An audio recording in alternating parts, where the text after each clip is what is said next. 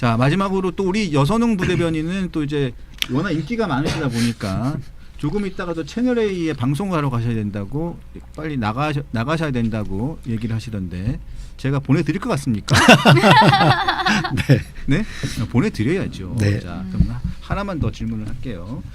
자 부산 북갑 여론조사도 있고 그리고 또 평택을 지역 여론조사도 있고 여러 가지 여론조사가 나오고 있는데 여론조사를 제가 언급하지는 않을게요.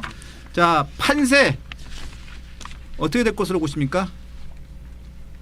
판세요? 네. 국값. 네. 지금 단일화가 약간 변수일 것 같아요. 아까 이준석 대표는 박민식 후보는 절대 단일화 없다 이렇게 말씀을 하셨는데 모르겠습니다. 저는 지금은 그런데 일단 선거 후보 등록이 오늘까지인데 오늘까지 하고 다음 주부터 선거운동 시작하고 뭐 법정 토론회 뭐 이런 것도 있거든요. 그러니까 실질적으로 토론회 있고 다음 주에 여론조사 나오면은 부산에 있는 국민의힘 국회의원들이 그리고 부산에 출마한 박형준 뭐 시장 후보 그리고 다른 시구청장 후보들이 이 북값을 그대로 뒀을 때 이게 전체 부산시 선거 판세에 영향을 미친다 이렇게 이야기를 많이 하실 것 같아요. 지금도 많이 하고 계시고 막 어느 언론사에서 조사한 거 보면은 단일화 관련된 요구가 몇 명은 찬성하고 또 몇 명은 뭐 기다려보자 몇 명은 또 아예 안 된다 이런 분위기가 있는데요. 어쨌든 지금 부산의 국민의힘 국회의원들 그리고 출마자들이 단일화 하자는 요구가 세지면은 어차피 지금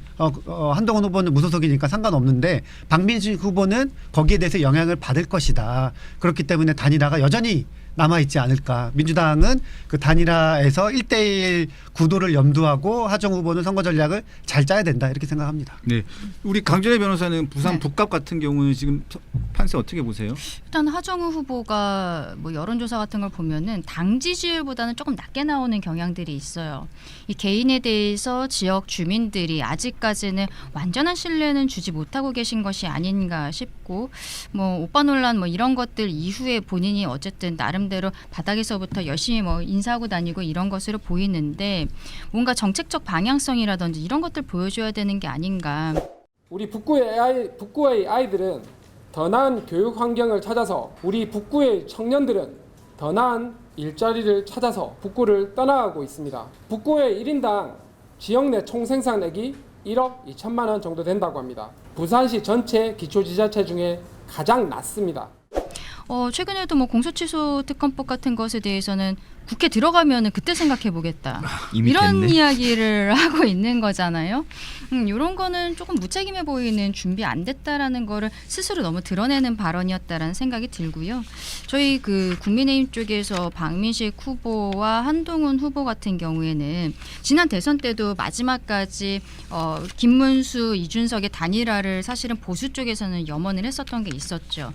비슷한 상황이 되지 않을까 싶어요. 근데 두 분의 현 상황을 보면은 한 전 대표 입장에서는 최근에 뭐 김태현 라디오 이런 데에서 단일화에 열려 있는 듯한 발언들을 하시더라고요. 근데 오히려 박민식 후보 입장에서는 단일화를 할 어떠한 이유 같은 것들을 찾기가 그러니까 본인으로서의 단일화를 만약에 한 전 대표가 지지 선언을 해준다든지 이런 것이 아니라면은 좀 쉽지는 않을 것 같다 생각합니다. 우리 문성호 대변인. 저도 아무래도 보수 진영이 나눠져 있는 상태에서는 하정우 수석께서 어부지리로 당선되실 확률이 좀 있다라고 생각을 해요. 저는 근데 원래 그 확률이 훨씬 더 높다라고 생각을 했는데 하정우 후보 개인 역량이 막상 검증의 대상이 되니까 너무 떨어지는 게 보여서 방금 얘기 나왔던 것처럼 공소취소에 대해서 어떻게 생각하는지에 대한 질문에 당선이 되고 뭐 국회에 들어가서 고민을 해보겠다 이런 식으로 얘기를 했던 것 같은데 이게 우리가 국회의원이라는 것이 정치인이라는 것이 저는 본질적으로 정책 판매자라고 생각을 해요. 다시 그 판매 대금을 돈이 아니라 표로 받는 거죠. 그러니까 내가 어떤 상품을 가지고 있다라는 것을 국민들 앞에 보여주고 표로서 그 대금을 지불받는 건데 지금 이 선거가에서 가장 큰 프레임이라고 저는 생각해요. 가장 큰 판세라고 생각하는 이재명의 셀프 사면에 찬성하느냐 아니냐 이것도 굉장히 크게 작용하고 있다라고 보거든요. 근데 거기에 대한 질문에서 그거는 나중에 국회에 들어가서 뭐 숙고해보겠다라고 식으로 표현을 하신 거는 마치 우리가 어떤 상품을 푸는데 이 상품 안에 어떤 기능이 있어요. 그거는 사고 나서 집에 돌아가시면 제가 전화해서 알려드리겠다 이렇게 얘기한 것과 다름이 없거든요.